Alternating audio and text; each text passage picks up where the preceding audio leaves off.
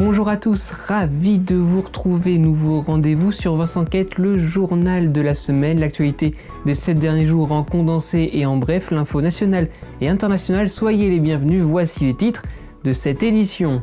Actrice et chanteuse connue de tous ou presque, elle était devenue notre tata yo-yo. Annie Cordy s'en est allée à 92 ans, retour sur sa carrière en début de journal. Le plan qui valait 100 milliards d'euros pour relancer l'économie et faire face à la crise économique, un plan présenté cette semaine par le gouvernement. Le point coronavirus de la semaine avec notamment la rentrée scolaire et déjà des fermetures de classes et d'écoles, et de l'international, l'actu en bref en France ou une page sport. Bienvenue dans le journal de la semaine. C'était vendredi soir, la famille d'Annie Cordy a annoncé son décès à 92 ans. La chanteuse et comédienne a tiré sa révérence, retour sur sa carrière en images.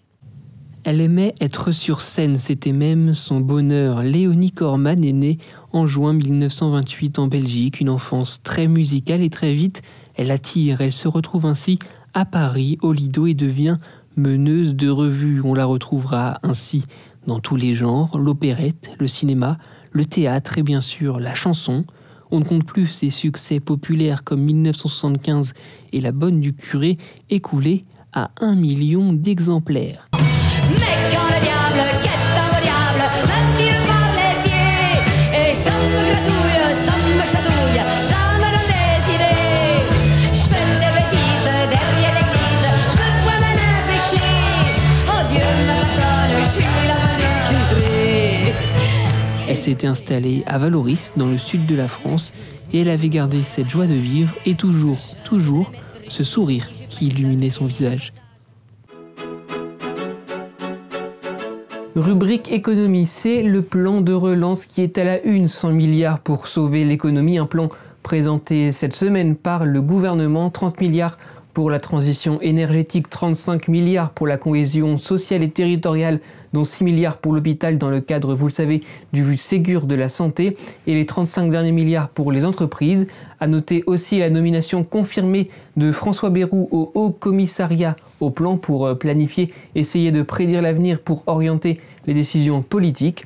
En bref, ce plan de relance se fixe comme objectif de créer des emplois, 160 000 même d'après Jean Castex en 2021, et cela sur 3 thématiques, écologie, compétitivité et emploi. Point Covid maintenant avec un nouveau record de cas positifs, 8 975 vendredi.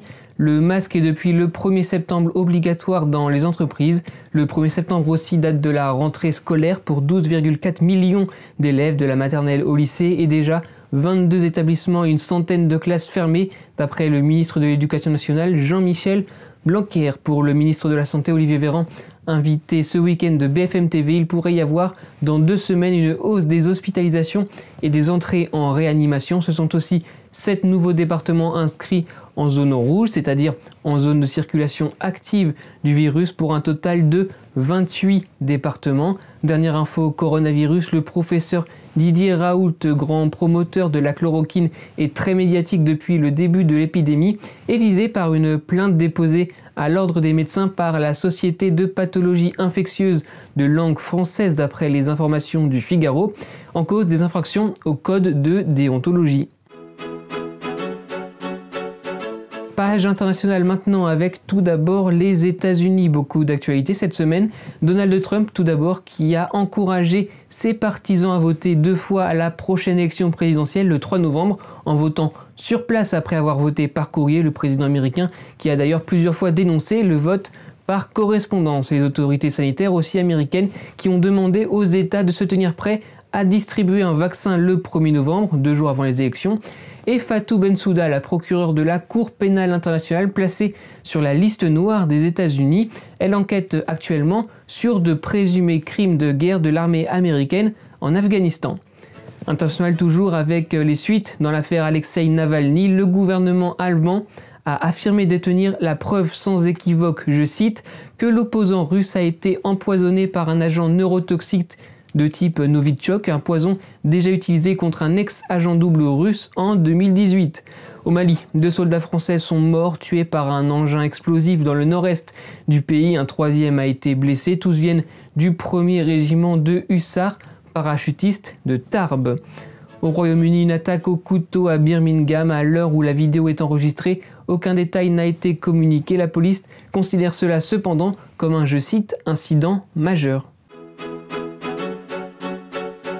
En bref, en France, le parquet de Paris ne relancera pas l'enquête sur les accusations de trafic d'influence contre le ministre de l'Intérieur Gérald Darmanin et classe cette enquête sans suite. Pour rappel, il avait été accusé d'avoir abusé de sa fonction d'élu pour avoir des relations sexuelles. Dans les transports, un voyage entre Hendaye et Paris qui restera en mémoire avec une vingtaine d'heures de retard pour ce TGV. La cause, une panne d'électricité. La SNCF s'est engagée à rembourser les clients à hauteur de 300%. L'affaire Benalla suite, le parquet de Paris a requis le renvoi de l'ancien chargé de mission de l'Élysée dans l'affaire des passeports diplomatiques, notamment pour faux et usage de faux. 17 personnes seront jugées pour le saccage de l'Arc de Triomphe fin 2018, un épisode qui avait eu lieu lors d'une manifestation des Gilets jaunes. Et le début du procès des attentats de janvier 2015, 200 parties civiles, 14 accusés, des complices présumés et une cour d'assises spéciale. Le procès va être filmé mais ne sera pas retransmis, il doit durer 49 jours. Ces attentats avaient fait, je vous le rappelle, 17 morts, dont les 3 terroristes. Et pour finir, du sport sur le Tour de France, Julien Alaphilippe a porté le maillot jaune avant de le perdre pour un bidon interdit. Quant à Thibaut Pinot, il a dit adieu à son rêve de victoire lors de la 8e étape samedi, accusant trop de retard au classement général. Et enfin, du football, Lionel Messi va finalement rester au FC Barcelone une dizaine de jours après avoir annoncé qu'il voulait quitter le club catalan. Et la Ligue des Nations, France-Suède samedi, une victoire laborieuse 1-0, but signé Mbappé. L'équipe de France n'avait pas rejoué depuis novembre 2019.